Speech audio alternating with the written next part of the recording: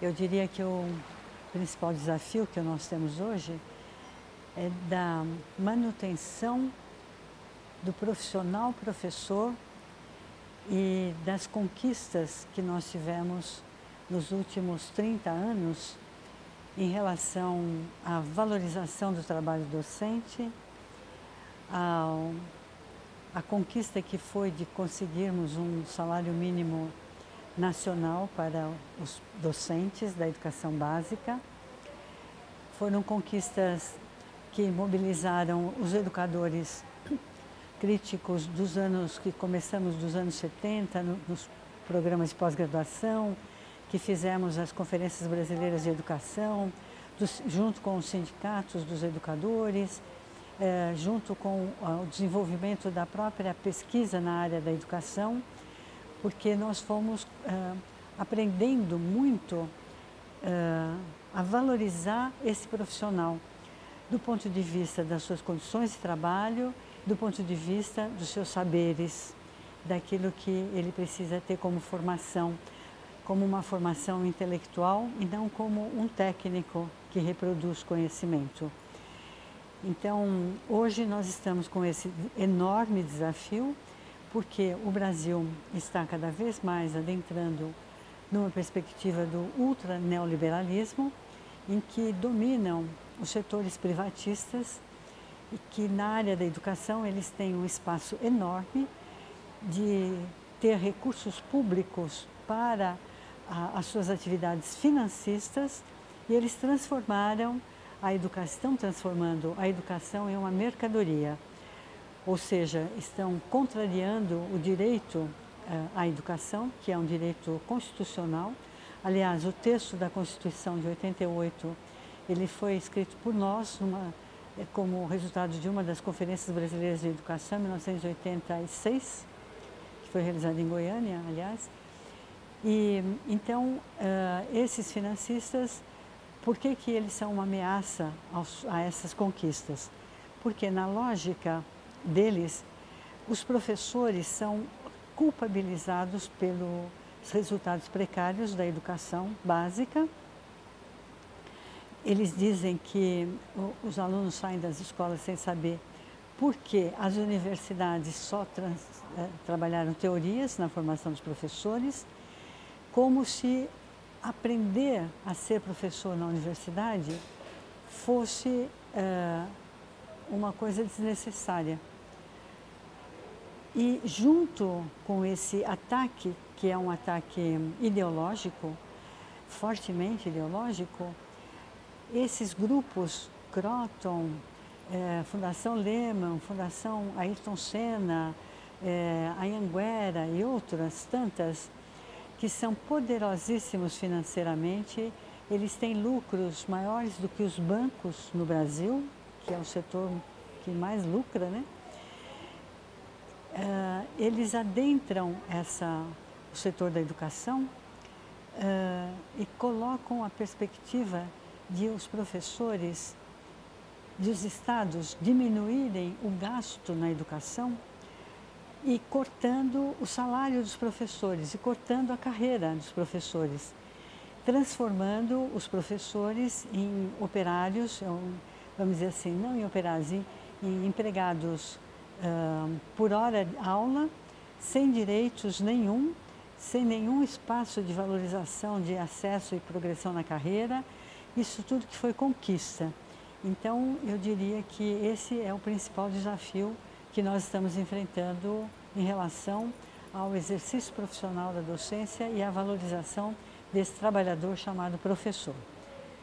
Agora, do ponto de vista da universidade, nós também temos desafios na formação dos cursos de licenciatura. Porque a universidade ela é herdeira de uma tradição muito forte das universidades europeias do século XIX, século XX, que é a separação das áreas do conhecimento.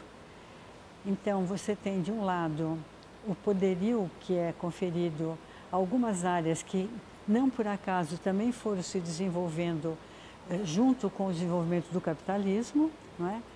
As áreas duras, como a gente chama, que foram muito fortes para a construção da indústria, né, e do desenvolvimento industrial, e também para a indústria da guerra.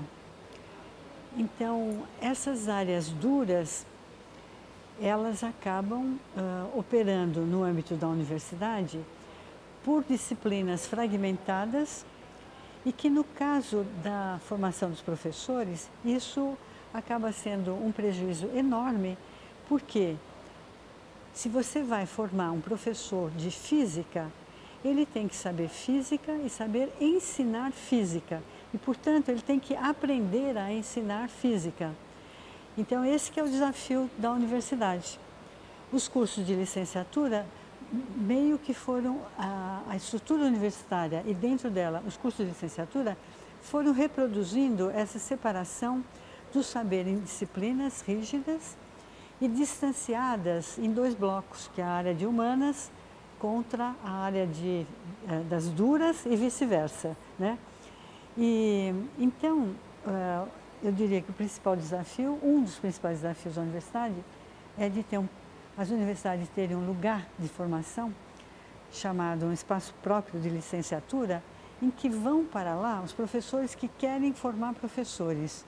E nesse espaço, com um projeto político-pedagógico próprio, claro e definido, de formação de professores para a educação básica, juntos.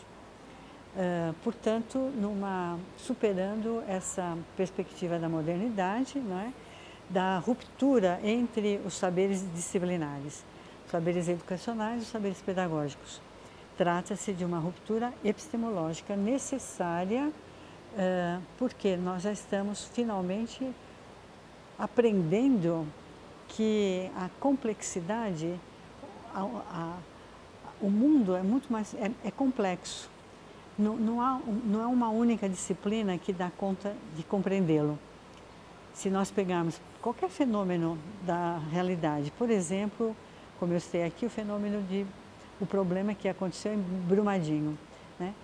Não dá para dizer que esse problema ele ocorreu por falha de uma única área do conhecimento. Você tem todas as áreas do conhecimento envolvidas nisso, assim como você tem toda a área não diretamente ligada à formação de professor, como, por exemplo, a economia, a sociologia, a constituição dessa perspectiva de uma empresa que tem uma perspectiva de acumulação do capital e não de distribuição de renda. E, portanto, que faz um desastre como esse. Então, um fenômeno complexo como esse, por exemplo, ele pode ser interessante para mobilizar vários conhecimentos na formação dos alunos na licenciatura como professores. Então, vem a física, vem a química, vem a matemática, vem a história, vem a geografia, vem a economia, vem a sociologia. Ou seja, se nós aprendermos bem a lição de Paulo Freire, nós temos que ensinar os nossos alunos a ler o mundo. E a leitura do mundo, o mundo é complexo. Portanto, nós temos diferentes conhecimentos que são os instrumentos para a leitura do mundo. Então, o desafio da licenciatura, eu diria que é de provocar esse projeto único de formação de professor, não é?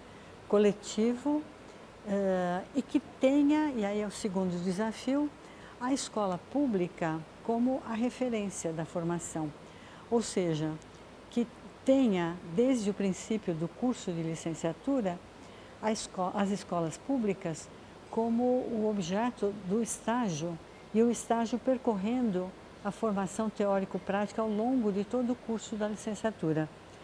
Porque com isso você desenvolve a pesquisa, porque os alunos precisam aprender a compreender o que acontece. Primeiro precisa conhecer a escola, compreender o que acontece na escola, identificar os problemas que a escola tem, conhecer as raízes desses problemas, não é? Analisar, ou seja, proceder os passos da pesquisa para chegar a propor formas de superação. porque um aluno egresso da licenciatura, ele tem que ter essa formação humana, com essa sensibilidade humana, para oferecer possibilidades de melhorar a escola. A pós-graduação tem um papel importantíssimo, se ela também superar a tendência à fragmentação do conhecimento. Por que ela tem um papel importantíssimo? Porque a pós-graduação tem a sua finalidade é formar pesquisadores e, portanto, é aprofundar segmentos do conhecimento que estejam, no meu modo de entender, diretamente vinculados aos problemas da humanidade. Se ela esquecer isso, ela pode formar pesquisadores diletantes, desconectados da realidade e do mundo. É claro que as pesquisas na pós-graduação, elas não são respostas imediatas aos problemas, porque dependendo da área com a qual você está trabalhando na pós-graduação, no caso nosso, a educação, você precisa de diferentes visadas, diferentes olhares disciplinares, diferentes aprofundamentos para ter uma compreensão ampliada de por que a educação está caminhando para ampliar a desigualdade social e não para superar a desigualdade social. Então, para mim, é esse o papel da pós-graduação. Tem um caminho que eu estou querendo perseguir, que é de desenvolver estudos mais aprofundados com parceiros da América Latina, numa perspectiva de descolonização do conhecimento, porque na área da educação, desde que a pós-graduação foi criada em 68, nós conseguimos produzir uma quantidade significativa e qualitativa, né, de conhecimento na área da educação brasileira. Ou seja, nós temos uma produção brasileira de educação. A gente dialogou muito com referenciais externos, que eu acho que sempre temos que dialogar, mas eu penso que eu, particularmente, gostaria de investir num diálogo mais intenso, numa perspectiva não colonizadora com os colegas da América Latina, na área da didática, sobretudo na área da didática. Eu penso que é importante a gente estudar os clássicos, que são estrangeiros, evidentemente, mas também brasileiros, e não perdermos muito tempo com uma produção que eu diria meio, às vezes, superficial, mas como tem essa exigência da pós-graduação sobre os programas de ter internacionalização, às vezes eu dou muito parecer, né, que aliás no trabalho de aposentado parece que é dar pareceres, né, para as agências de fomento, e muitas vezes a gente vê um interesse de um pós-graduando de fazer ou mesmo de um doutor, de fazer um pós-doutorado, uma pesquisa com grupos no exterior, não numa relação de igualdade, mas numa relação de subalternidade. Ou mesmo buscando grupos, sendo que no Brasil nós já temos produção de conhecimento naquela área. Então, eu acho que eu quero mexer mais com isso nas minhas pesquisas, né? E particularmente na área da didática, como eu citei.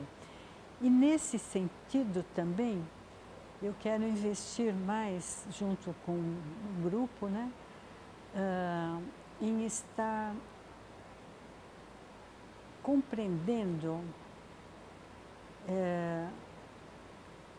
como que é a didática necessária aos professores que estão aí.